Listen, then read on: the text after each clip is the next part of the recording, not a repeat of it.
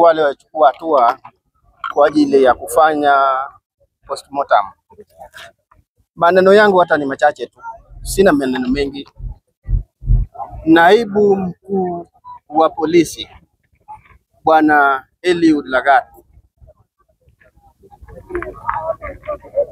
wewe ndiwe uliyetumana watu wako ma DCI waje nyumbani, waje wachukue mwanangu ili wamlete Nairobi. Kama mkuu wa polisi naibu, kwa heshima ambayo ninaheshimu nayo katiba ya nchi hii yetu ya Kenya, pamoja na heshima ninayopatia watumishi wa serikali ambao wanatumikia nchi hii yetu, nilipeana kijana wangu kwa heshima hiyo mkononi mwako, maana nilipata habari kupitia kwa watu uliowatuma waje wamchukue yeye. Baada ya kukabidhi huyu mtoto kwako, maana hawa ni watu uliowatuma tu,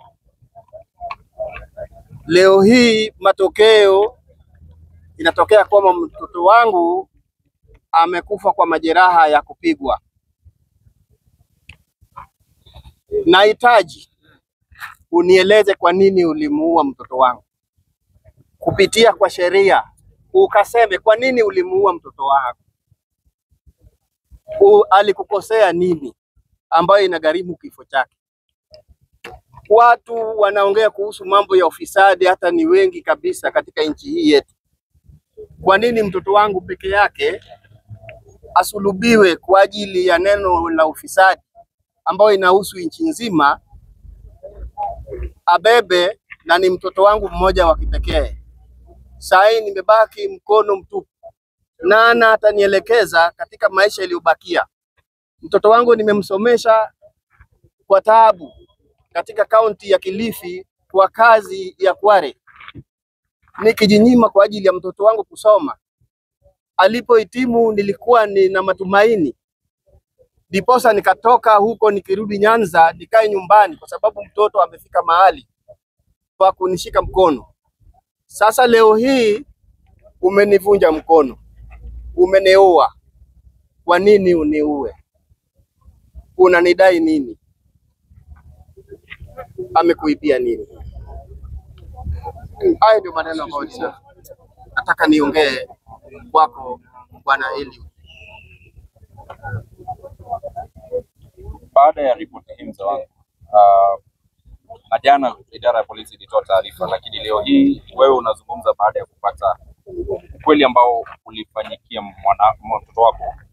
Ukipata nafasi ya kuzungumza na utawala wa taifa, rais wa polisi Kanja, ushazungumza na Bwana Lagat, wale ambao wanafanya upelelezi, kama baba ya Ojwang, utawaambia nini? Mimi nataka niongee kuhusiana na mambo ripoti ambayo nilipata kwa police station ya kwamba ilikuwa ni ya uongo, kutokana na uchunguzi uliotokea leo.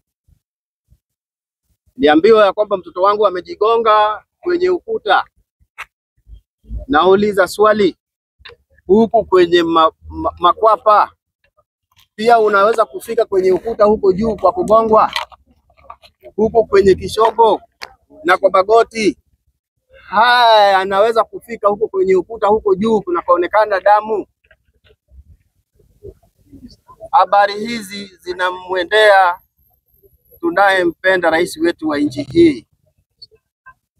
Tafadhali mzee wa nchi, tusaidie, nisaidie kama mwananchi anayetoa ushuru pia, na angalia haki kuwatendea wanyonge, sababu boma langu hata ilipigwa picha hata kabla kijana wangu kuondoka. Wakaona kwamba huyu ni mfukara, hawezi kujitetea. Kwa hivyo lolote tunaweza kumfanyia mtoto wake ili kwamba iwe suluhu namna hiyo. Hiyo haibariki, hiyo ni laana, hiyo ni laana, hiyo ni laana. Tusaidie. Asante na pole sana kwa kile familia tafadhali.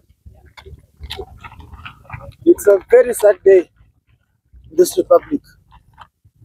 We were told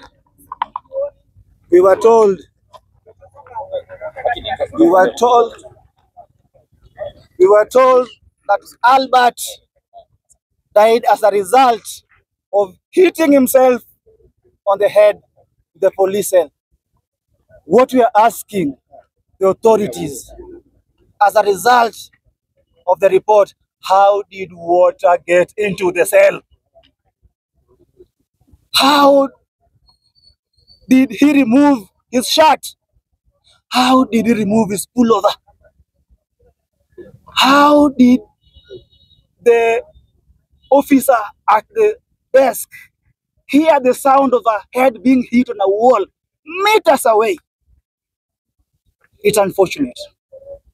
And this is a direct report to the president. Kindly, even as IPOA takes over this matter, we are demanding that the DIG Eliud Langat should step aside to allow for a fair and expeditious investigation.